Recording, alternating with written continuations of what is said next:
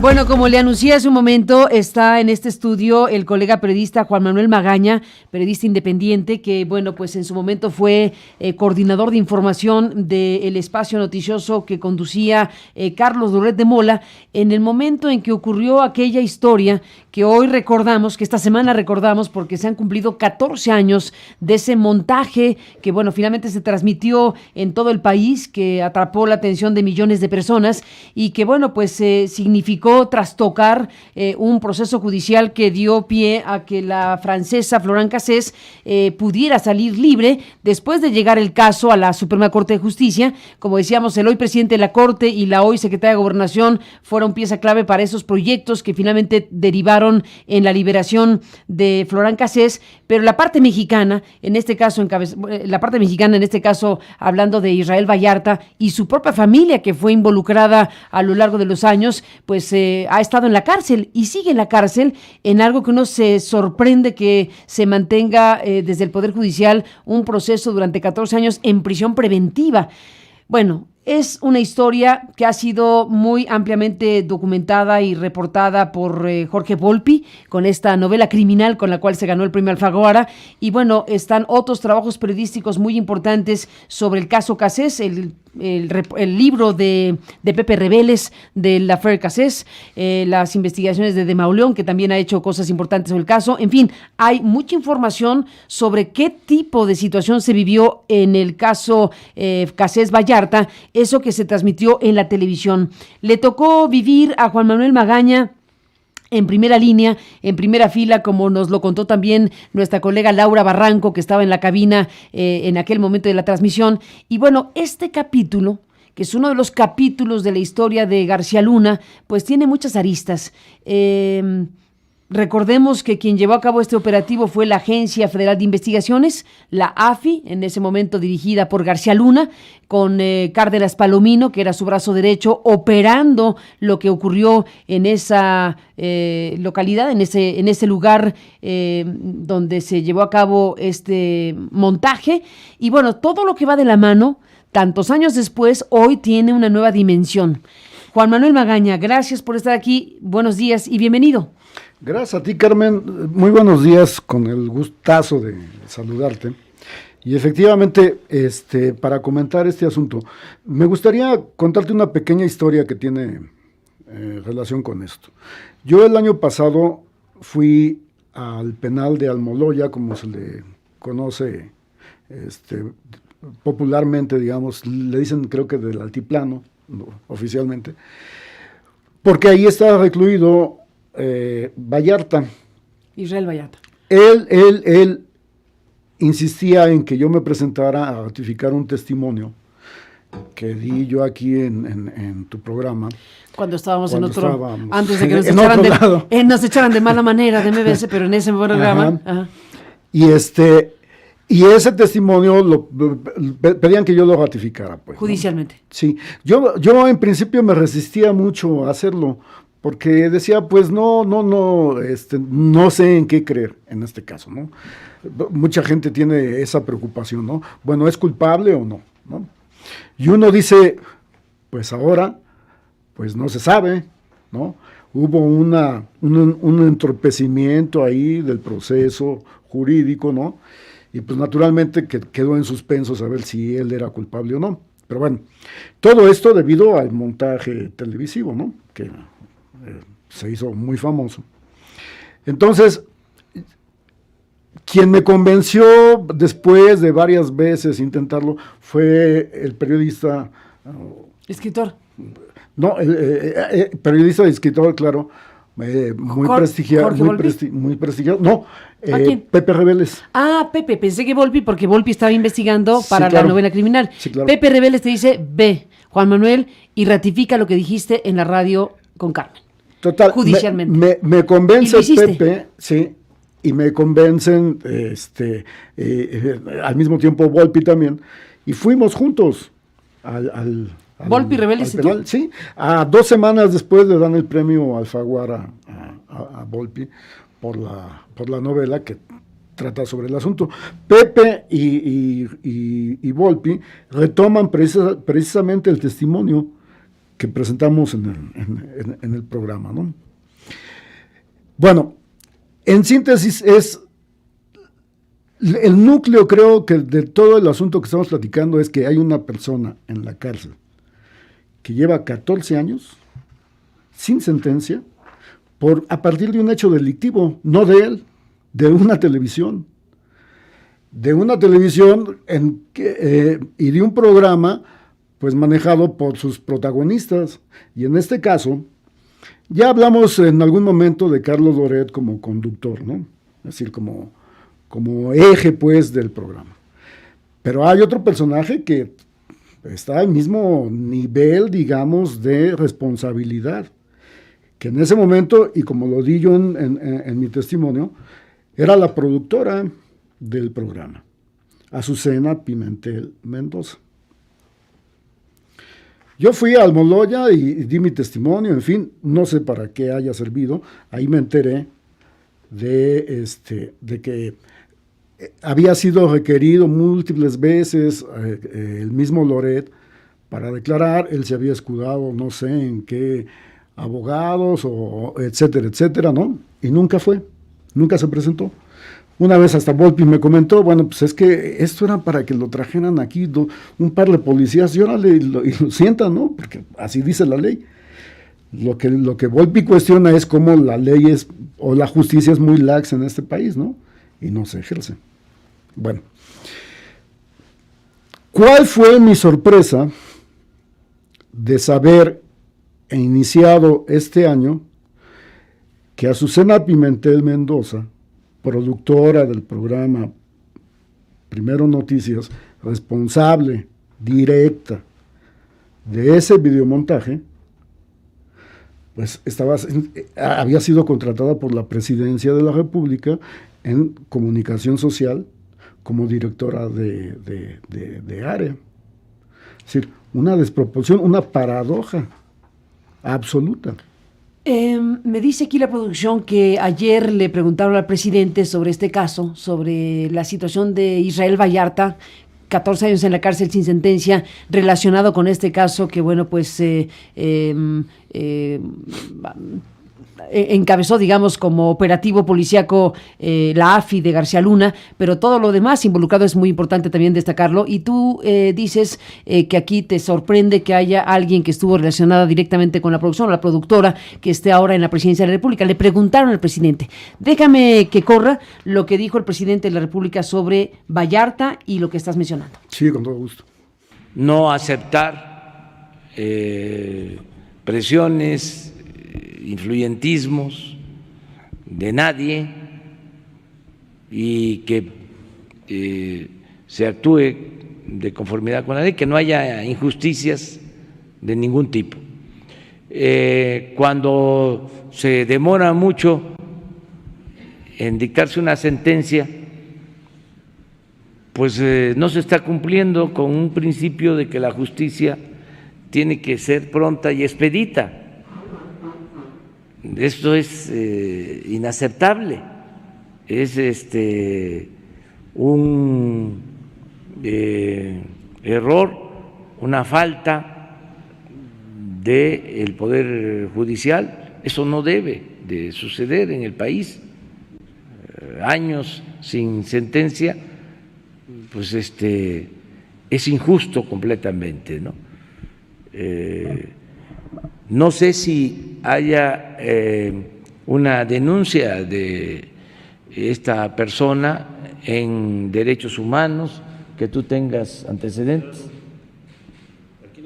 No, pero pues ellos pueden hacerlo, y si nos presentan un escrito en esos términos, nosotros podemos solicitar al Poder Judicial que se actúe con legalidad y que haya justicia. Eso es lo que yo opino. Y desde luego ya que no se vuelvan a repetir montajes, fabricación de delitos,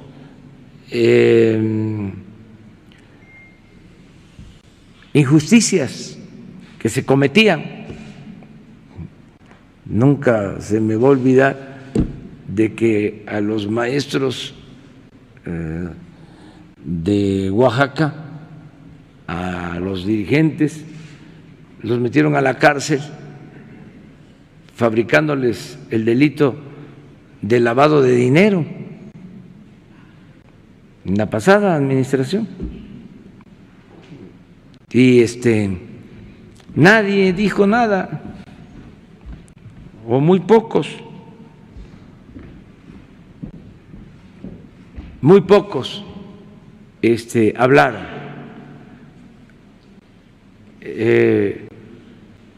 Imagínense un maestro acusado de lavado de dinero. ¿Y por qué la acusación de lavado de dinero? Porque el delito de lavado de dinero era delito grave. Bueno, aquí estamos ya en otro tema, pero bueno, a ver, es que estuvo muy largo este inserto, como se dice aquí en la producción. Escuchamos la primera parte donde está hablando del caso Vallarta, donde está diciendo el presidente que si no ha presentado alguna queja en la CNDH, pues que lo haga, etcétera, y lo que aquí acabamos de escuchar. A ver si hay una parte adicional, que es la que queríamos también destacar en esta recuperación de lo que dijo ayer el presidente. Como salió en los medios de información, se indagó y es una solicitud de amparo. Creo que ya lo había hecho anteriormente y ahora volvió. No, aquí tenemos un jaleo, perdón Juan Manuel, ese audio no era el que correspondía, pero bueno, en fin, ahorita lo vamos a tener.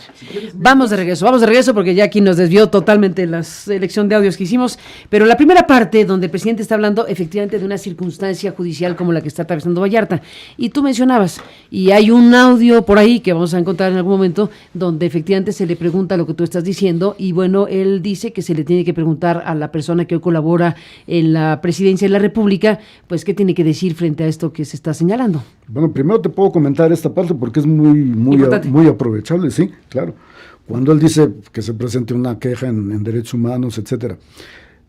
Decía yo, por ejemplo, en el caso de Loret, fue citado a declarar, nunca fue, ¿sí?, a presentar su testimonio y a decir la verdad. Bueno, por supuesto que nunca pasó ese asunto. Después hizo un video, ¿no? Solo que ahora... Años después hizo un video, ¿no? Una cápsula que subió en redes. Y estando en Televisa todavía comentó, dio una respuesta ahí muy floja, que ya se habían establecido protocolos y no sé qué tanto. Pero bueno, pero yo quisiera ir a este asunto, a lo que dice el presidente, que presenten una queja en derechos humanos, en fin.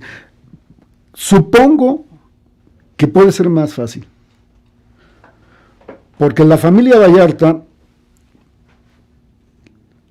su hermana la he visto batallar, anda en medios, ¿no? Bueno. Guadalupe. Creo que ahora... Una batalla tremenda. Creo que ahora sería mucho más fácil. Ya no citen a Loret, citen a Azucena. Es funcionaria pública. Y, so pena de cometer perjurio, está obligada a decir la verdad. Creo que más fácil y más rápido no puede ser el asunto. Y entonces ahí sí, bueno, pues entonces que el presidente también se entere de cuál es la verdad. Él ayer hablaba... ¿Y cuál es la verdad, Juan Manuel? Pues la verdad es el montaje. A ver, cuéntanos. Es un hecho que hablamos hace algunos años, cuéntanos de nuevo, ¿cómo fue este asunto? Recordaré, a ver... Estamos hablando de una acusación de presunto secuestro de una presunta banda llamada Zodíaco, donde habría unas personas que habrían sido rescatadas en este lugar, las chinitas, las ¿no? Chinitas, un rancho de las Chinitas, y que habían sido rescatadas estas personas, y eso fue lo que dio motivo a una transmisión especial de larga duración, y que después supimos que tenía esta característica de ser un montaje. Bueno. García Luna le dijo en su momento a Denise Merker en una entrevista que había hecho eso a petición de los medios que quisieron reproducir lo que había sido el rescate minutos antes. Todo eso acabó siendo una cosa totalmente esquizofrénica de versiones. ¿Cuál fue la verdad en torno al caso Cassés Vallarta. Bueno, están las investigaciones periodísticas, pero lo que tú has contado, lo que has incluso, ahora nos dices, presentado como testimonio judicial en el caso Vallarta, ¿cómo fueron las cosas?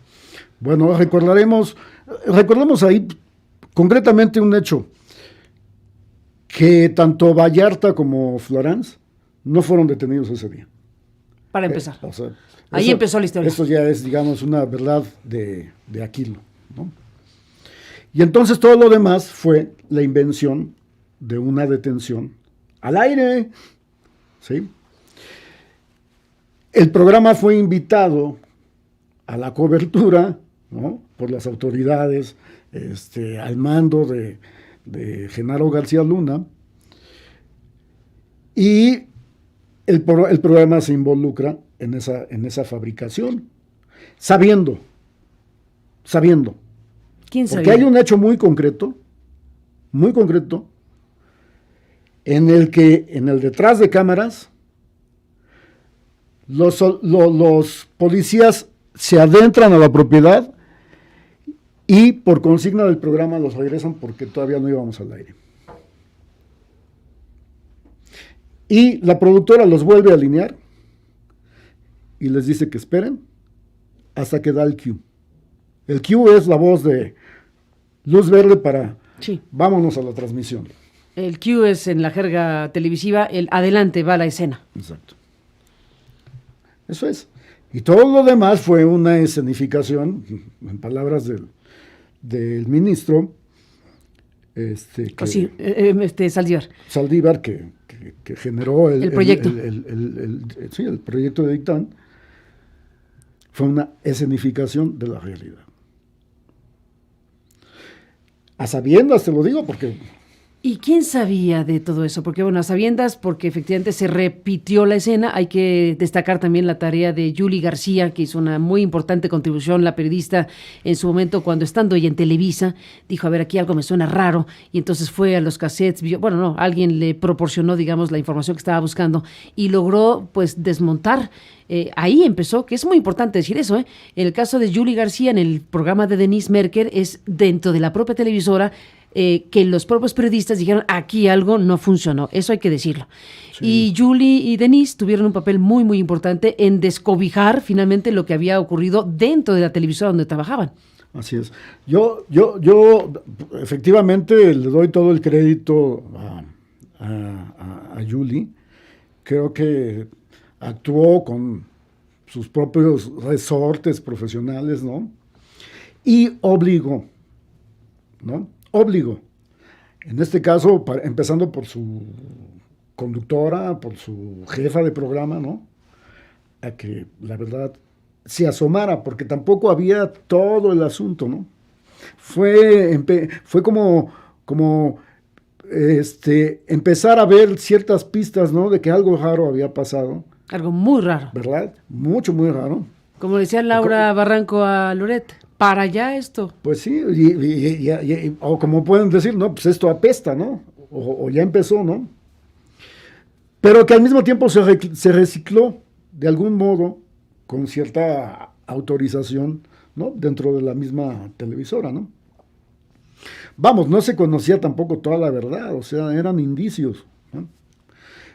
Si la televisora lo hubiera querido realmente asumir, pues se asume y se ofrecen disculpas, etcétera, y vámonos, ¿no? Pero no, esa verdad se mantuvo. Fue ¿en qué año? Y se vino a conocer hasta el momento del proyecto de dictamen del magistrado. Uh-huh. Es decir, pasaron años. Todavía otro periodista, Héctor Lemauleón, hizo una investigación, hizo deducciones, en fin, ¿no? Yo cuando vi el proyecto de dictamen, habían pasado años y yo no había entrado en conciencia del asunto. Yo me dedicaba a otras cosas ahí dentro del programa. No me gustaban los asuntos policíacos, ¿no?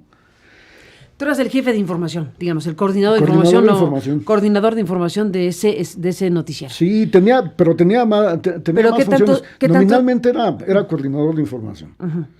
Pero tenía funciones más complejas. ¿Por ejemplo? Digamos que era una especie como de de segundo de a bordo, ¿sí? Responsable de los contenidos, de la forma, de las cosas un poquito que le dieran calidad al programa, las entrevistas. Muchas veces estábamos al aire y estábamos pues en comunicación, elaborando preguntas, en fin, hasta gestos, ¿no? La gestualidad, ¿no? ¿Tanto así? Del propio, sí. ¿A poco? Sí, bueno, porque vamos, ¿cómo te lo puedo decir? Era un poquito una experiencia de algún modo nueva para todos, ¿no? Y teníamos que echarle ganas entre todos y bueno, tratarlo de hacer lo mejor posible, ¿no? Bueno, pero tenía yo todas esas cosas. Y una más. A mí, Carlos siempre me dijo, cuídame, porque él se veía, ¿sí?, como un reportero independiente, pulcro, etcétera, etcétera, etcétera. Imagínate qué contradicción, yo cuidándolo y él que no se dejaba. Pues de repente, bueno. Pero en fin, pero te digo, esa era un poquito la tesitura. Entonces, yo decía, los asuntos policíacos no nos dejan, no nos dan, siempre los meten, que atraparon a un capo, bueno, es para tapar un problemita del gobierno, porque hay un escandalito así, entonces hacemos otro escándalo acá, de tipo policíaco, ¿no? Es decir, fue una costumbre que se hizo incluso. ¿En serio? Y con García Luna. A ver, ¿cómo y es de eso? parte de Fox y de parte de Marta. O sea, había como que ese alineamiento, pues, tenemos problemas, había en ese momento serios cuestionamientos sobre la corrupción de Vamos México, una cosa así se llamaba, Ajá. un organismo De Marta Sagún. de Marta. ¿Y qué pasaba? Y entonces, las sustentativas de reelección, en fin, había escándalo político. Entonces, ¿cómo bajarle o cómo eclipsar, digamos? Pero el desde escándalo la televisión político? administrando el ánimo nacional, digámoslo así, deliberadamente. Yo creo que sí. ¿Tú lo dices? Yo creo que sí. ¿Lo viviste?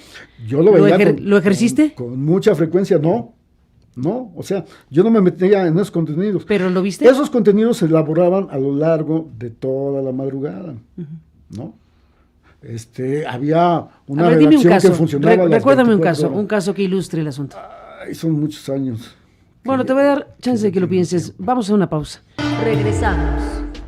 Bueno, estamos conversando esta mañana con Juan Manuel Magaña, ex coordinador de información del programa Primero Noticias de Televisa, en los tiempos en donde se llevó a cabo este montaje, que ahora estamos recordando pues por varias razones, porque pues está el nombre de Genaro García Luna, el nombre Cárdenas Palomino, en la primera línea en este momento, y está desde luego la situación de Israel Vallarta, que lleva 14 años en la cárcel y que hablamos esta semana con su hermana Guadalupe, que bueno, pues plantea cosas como que pues se ha pedido ayuda judicial a las personas involucradas en el montaje para que permitan que se resuelva el caso de su hermano. Tú nos has dicho, Juan Manuel, y lo has destacado acá, que ya fuiste a presentar tu testimonio judicialmente hablando, ese que compartiste con nosotros hace algunos años en la radio, en otro espacio de noticias. Nos quedamos en el punto donde tú estabas narrando la tarea que tú realizabas como coordinador de información de aquel programa, lo que te tocó vivir de aquel montaje, lo que sucedió en ese entorno. Y bueno, me quedé en el punto, y no es el tema central, pero es importante lo que estabas diciendo, de lo que a ti te tocó vivir en una televisora como esta, que es la más importante del país, una televisora poderosísima como Televisa.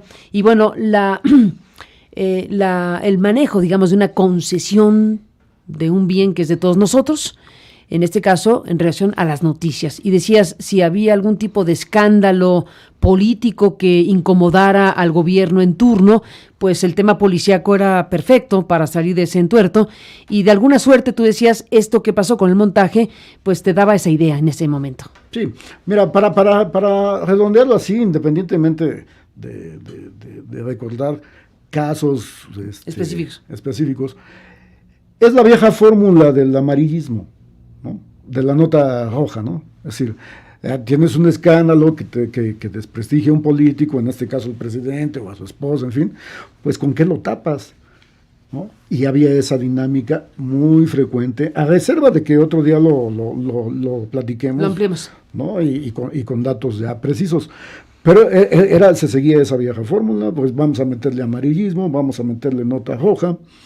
y a tapar. Administrando el escándalo político. Lo que Exactamente. tendría que ser conocido por la sociedad era ocultado, minimizado o hecho a un lado. Exactamente. Bueno, ese tema lo dejamos ahí como algo de mayores conversaciones en otro momento.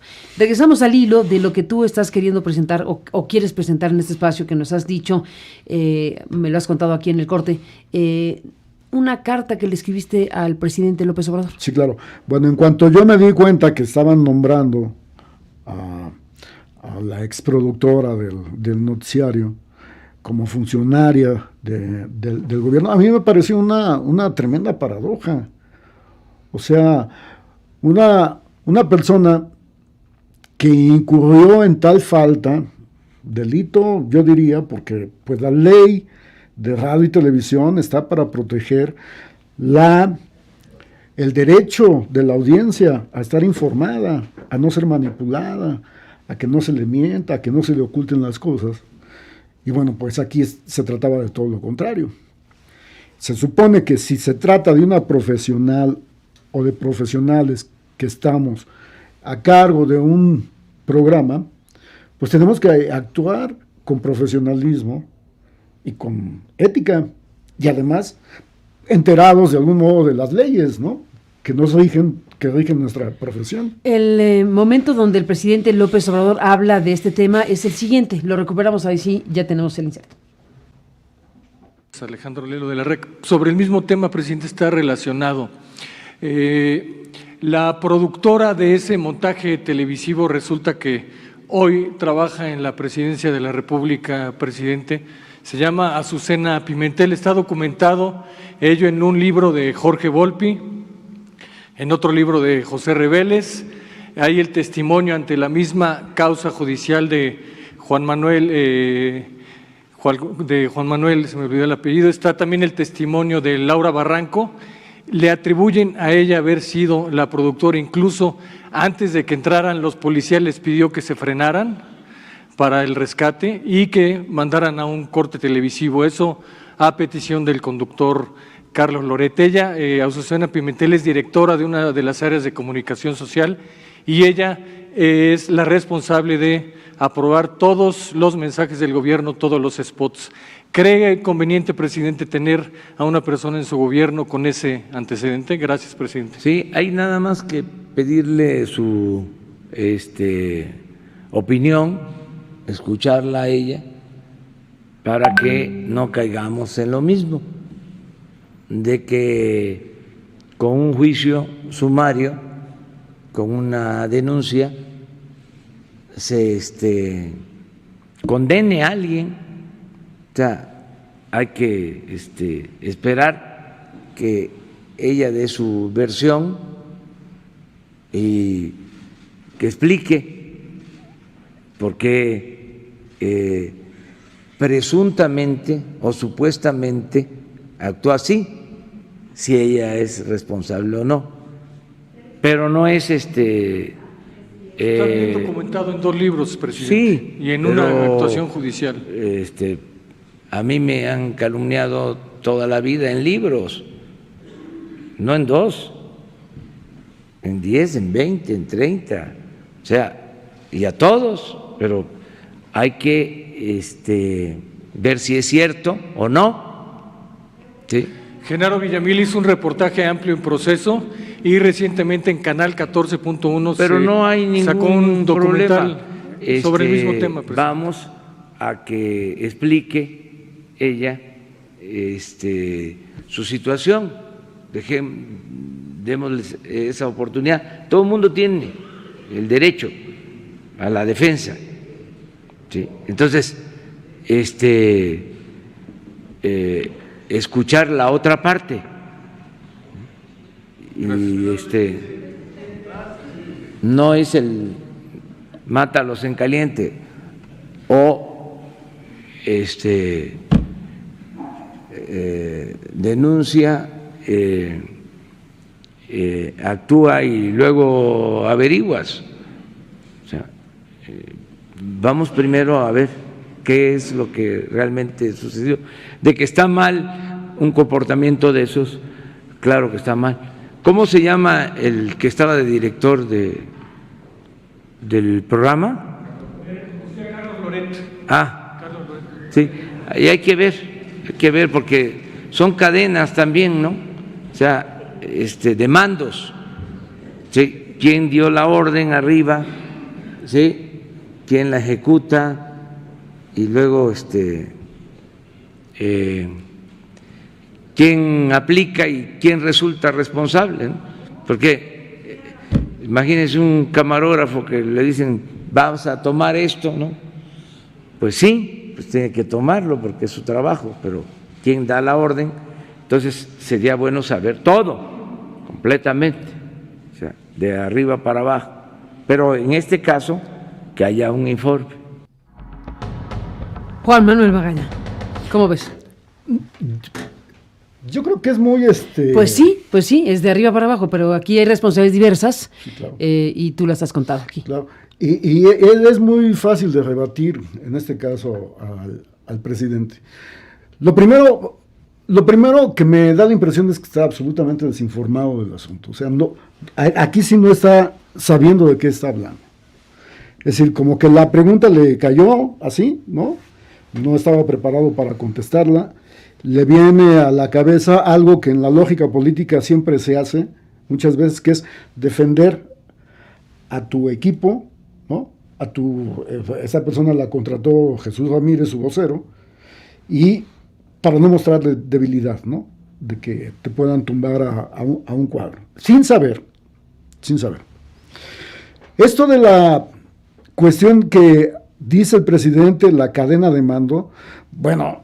¿Desde dónde venía la orden? No, pero es que además no resiste el menor análisis. O sea, efectivamente uno es mandado muchas veces en el trabajo, muchas veces, pero volvemos a lo mismo, tienes una ética y un comportamiento profesional para saber si haces lo que te ordenan en función de tus convicciones. Totalmente de acuerdo, y ahí está la responsabilidad de la productora de hacerlo o no hacerlo o cómo hacerlo, pero ahí el tema que plantea el presidente, y yo coincido, es arriba de esa decisión de hacer la producción como se hizo, o fue decisión de ella solamente. Bueno, para decirte lo que a mí me consta, porque pues finalmente sigue siendo testimonial lo que hago, es que por un lado llevaba mano, digamos, dentro de la estructura del programa, Carlos Loret, ¿no? Es decir, como cabeza del equipo. Como conductor director.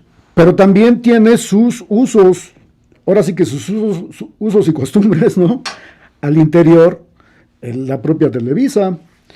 Nadie puede dejar a un lado, dejar de ver que ahí el que dirigía el área de noticias era Bernardo Gómez.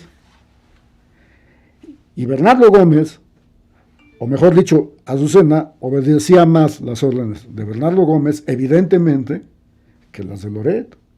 Son dos ramas distintas, un noticiario y una producción. Entonces, bueno, hasta muchas veces había cosas hasta que llevaban a cierta confrontación adentro, ¿no? Entonces... ¿Qué se pedían? Había muchas cosas que se pedían.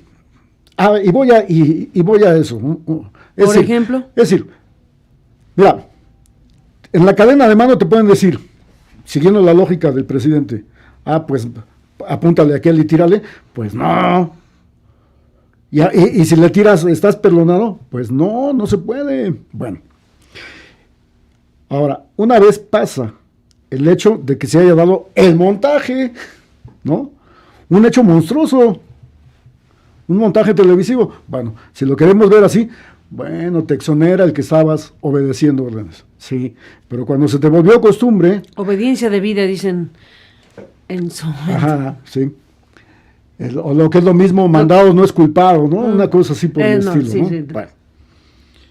Pero si ya traes esa costumbre, digo, porque no fue la única cuestión. Yo, en una carta que le envié al presidente, le describo otro hecho, del cual se ocupó la propia productora. Ustedes recordarán y ustedes me dirán si no es igual o peor de grave el veto que imponía Televisa a funcionarios, a políticos, simple y sencillamente para desaparecerlos de la pantalla. ¿Qué fue lo que pasó? Hubo el caso famoso de Santiago Krill como senador, que simple y sencillamente porque se opuso a cuestiones coyunturales en contra de la televisora, es decir, se opuso a cosas que podían favorecer a la televisora en algún momento. En algún momento, la televisora se le fue encima. Y no solo se le fue encima, sino más bien al interior se dio la instrucción. Cero pantalla. Así era la palabra, cero pantalla para Santiago Krill. ¿Y qué fue lo que pasó? Hubo un descuido y trascendió el asunto. Una mañana el periódico Reforma publica en su portada cómo en el programa Primero Noticias, en la pantalla, aparece Santiago Krill con un punto de blur. Difuminado su rostro. Ajá. La pantalla apareció, sí, o sea, desapareció de la pantalla. ¿Qué fue lo que pasó? Se dieron cuenta en segundos de que ya iba al aire la imagen. La imagen. Y entonces. Y había la instrucción de que no debe de aparecer. Y lo blurearon. Y de alguien se le ocurrió decir el punto de blur para que no aparezca. Y eso fue lo que sucedió. ¿Eso le contaste al presidente en esa carta? Se lo menciono. ¿Cuándo le diste? Y se lo mencioné con toda la intención, perdón, Carmen. A ver, sí. Se lo mencioné con toda la intención.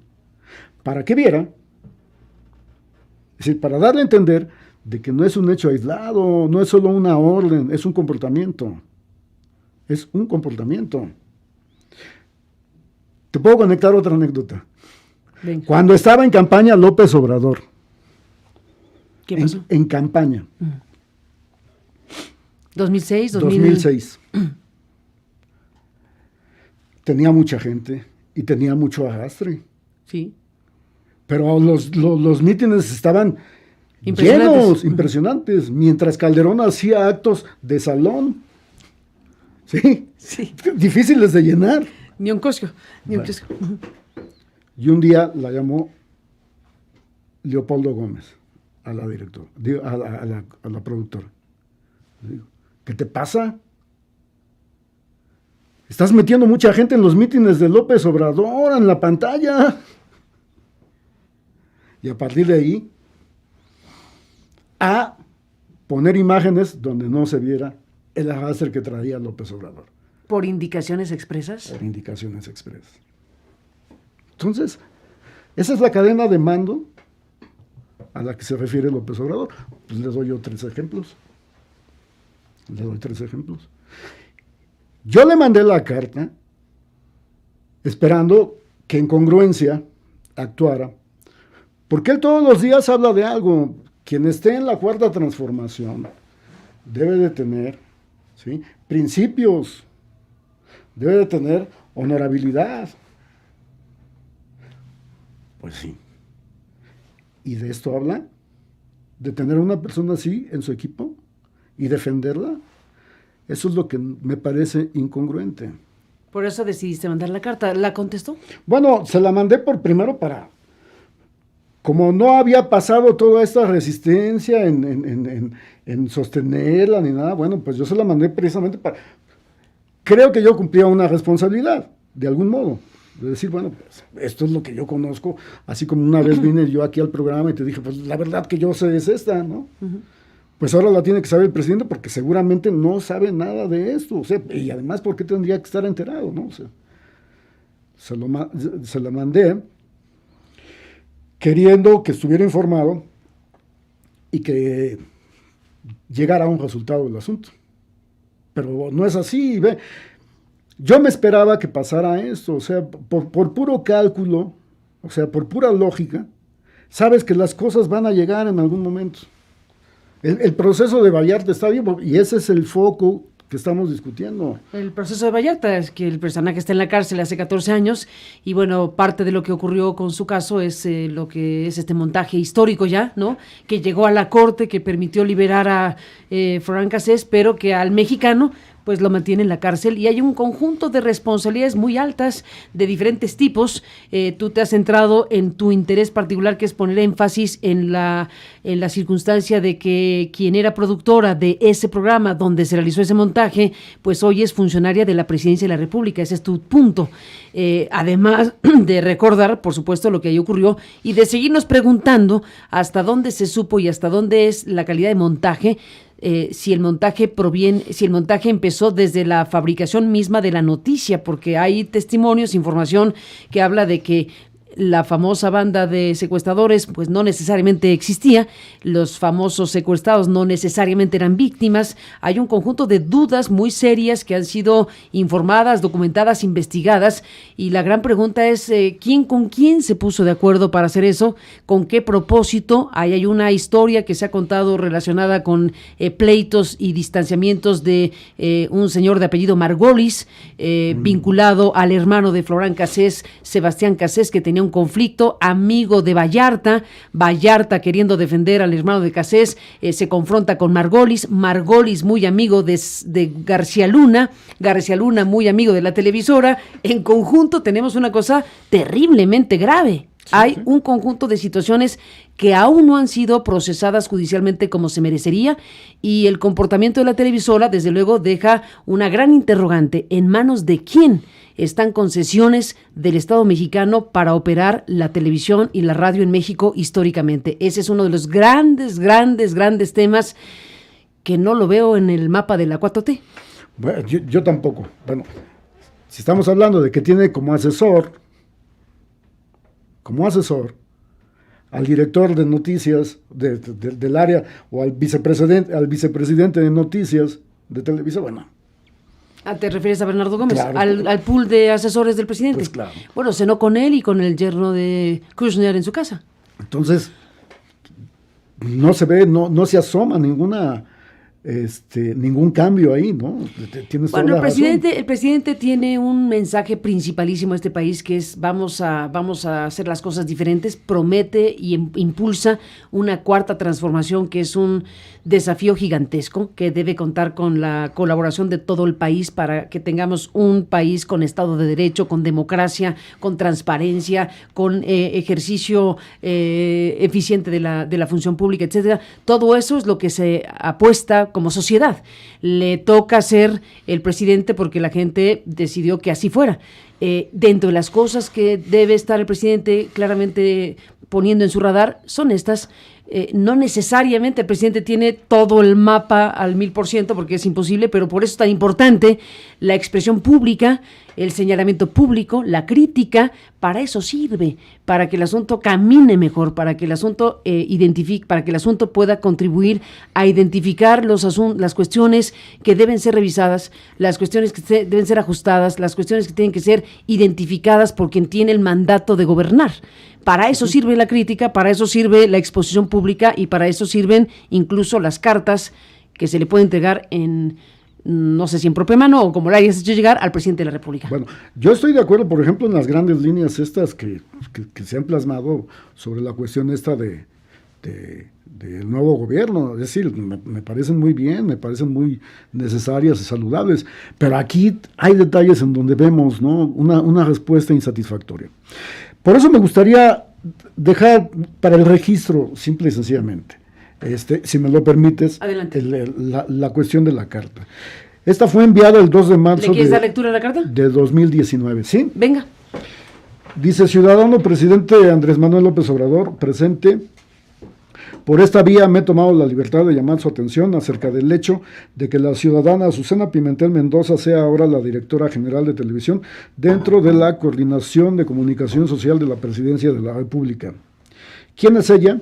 Se trata ni más ni menos que de la coautora, junto con el presentador de noticias, Carlos Loret, y el ex jefe policíaco Genaro García Luna, del célebre montaje televisivo, mediante el cual Televisa engañó al país con la detención en vivo, entre comillas, de una pareja de supuestos secuestradores, la ciudadana francesa Florence Cassés y el mexicano Israel Vallarta. Lo que aquí afirmo me consta en virtud de que en aquel momento yo era parte del noticiario Primero Noticias en calidad de coordinador de información. Es decir, Azucena Pimentel y yo, Juan Manuel Magaña, trabajábamos juntos en la cabina de transmisión mientras el programa estaba al aire por las mañanas. Me consta, pues, que Pimentel orquestó tal escenificación de la realidad en coordinación estrecha con Loret, desde su puesto de productora del noticiario. Como tal, su voz de mando fue la voz de inicio de aquel operativo policial ficticio. En el año 2012, cuando la Suprema Corte intentaba emitir su fallo sobre la situación de la francesa Florence Cassés, yo saqué a la luz los hechos del caso mediante la presentación por más de una hora en el noticiario de Carmen Aristegui de una reconstrucción del montaje televisivo. Lo hice por un impulso ético, porque veía que la verdad pugnaba por salir, pero no podía sola. Mi testimonio fue recogido por el semanario Proceso y cantidad de diarios del país, así como el periodista José Reveles y el escritor Jorge Volpi en sus libros publicados sobre este tema. No fui refutado. García Luna se mantuvo en silencio. Carlos Loret y Azucena Pimentel han tratado de salvarse del descrédito mintiendo. Por un reportero me enteré que ella ha dicho a su vocero Jesús Ramírez que ya todo este asunto lo ha aclarado en el libro de Volpi, una novela criminal, Premio Alfaguara 2018. Mentira, no hay en el libro una sola palabra de Pimentel al respecto. Como usted sabe, dentro de Televisa se han vivido largos años de infamia. Guiado por Bernardo y Leopoldo Gómez, el recurso humano periodístico ha sido deformado en la subcultura de la línea, el veto y el golpe por consigna. Sus frutos son envenenados, como suele usted decir, y de esto son parte Pimentel y Loret. Ofrezco otro ejemplo. Fue ella la que dio instrucciones para que en una imagen se cubriera el rostro de Santiago Krill porque estaba prohibido que éste volviera a aparecer en pantalla. Ahora yo me pregunto cómo pudo Pimentel llegar a esta posición en un gobierno ganado a pulso por el pueblo.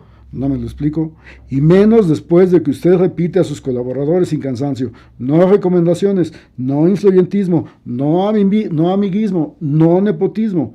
Otra vez por impulso ético, ahora escribo estas líneas para volver a decir la verdad que sé. Lo hago teniendo en mente que no se puede defender lo indefendible. Sea este, pues, mi grano de arena, con el placer de escribirle, presidente Juan Manuel Magaña. Pues esperaremos la respuesta del presidente a una carta tan precisa como esta. ¿No has tenido ningún...? No, me quedo con lo que ahorita reproducimos aquí, que dice, vamos a escucarla a ella. Uh-huh. Pues no ofreció la manera tampoco en cómo la vamos a escuchar. La va a presentar en la mañanera, le va a organizar una conferencia de prensa, va a haber entrevistas con Azucena, en fin, no sé. Y vuelvo a lo mismo, o sea, creo que simple y sencillamente salió del paso, del cuestionamiento, con lo primero que le vino en mente y vámonos, ¿no? Pero sí me gustaría escuchar qué es lo que tiene que decir Azucena. Pues está abierto el micrófono por si Azucena Pimentel quisiera hablar del asunto. Nuestra colega Laura Barranco en su cuenta de Twitter, bueno, pues ha recordado también su parte de la historia. Estamos también siguiendo de cerca lo que ella escribe.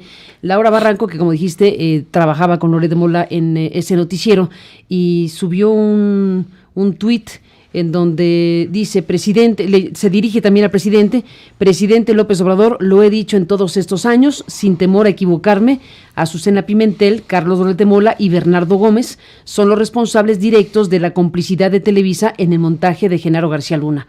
Es lo que plantea también la periodista al respecto y recuerda, por cierto, otros casos donde la televisión pues ha jugado un papel verdaderamente lamentable en materia de montajes.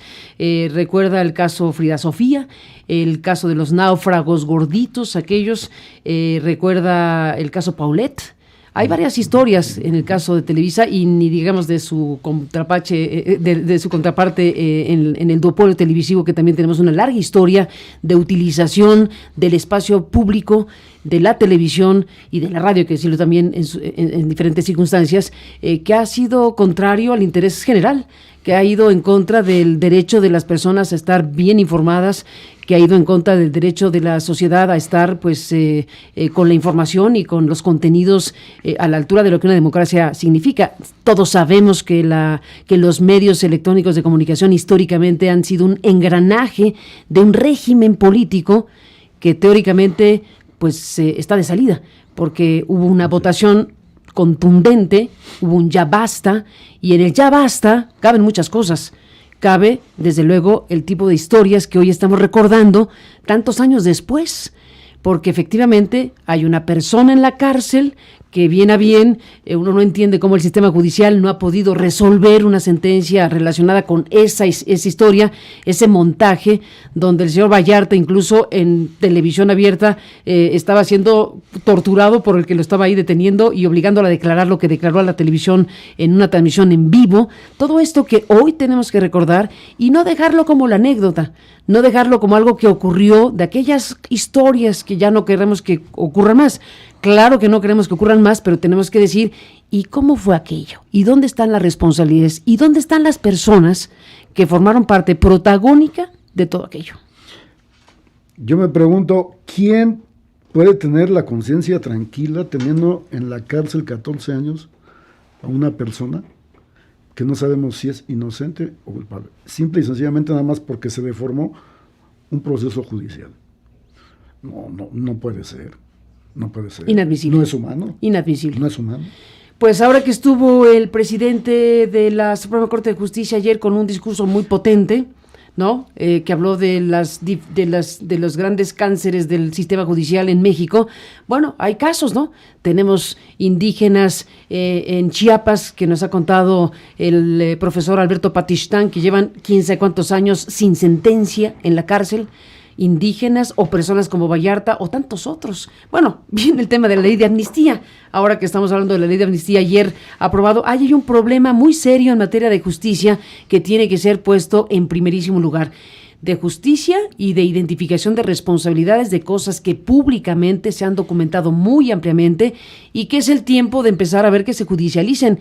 Tenemos a García Luna, tantos años después, hoy detenido en Estados Unidos. El intocable, el incombustible, le escribí alguna vez.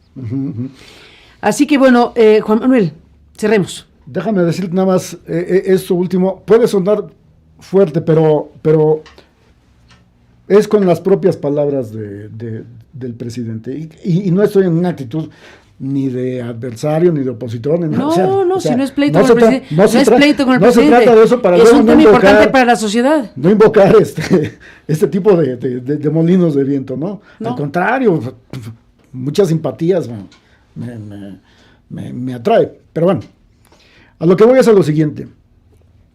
Él mismo ha dicho en referencia a otro tipo de funcionarios deshonestos o con antecedentes, o con no buenos antecedentes, ¿sí? De que él no va a incurrir en algo que le aconsejan sus abogados, que no es complicidad, sino encubrimiento. Pues aquí peligrosamente, y yo no sé si ya, se acercó o está en esa tesitura. O él, o su director de comunicación, porque están encubriendo algo. Entonces, para mí, la mejor manera de desahogar este asunto es, pues, que vaya a declarar a Almoloya, que lo cite la familia de Vallarta.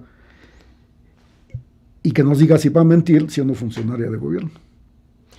Pues todos los involucrados tendrían la obligación moral de acudir a contar la verdad y saber exactamente qué va a pasar con esa persona que lleva 14 años en la cárcel, de esta manera que se ha contado aquí.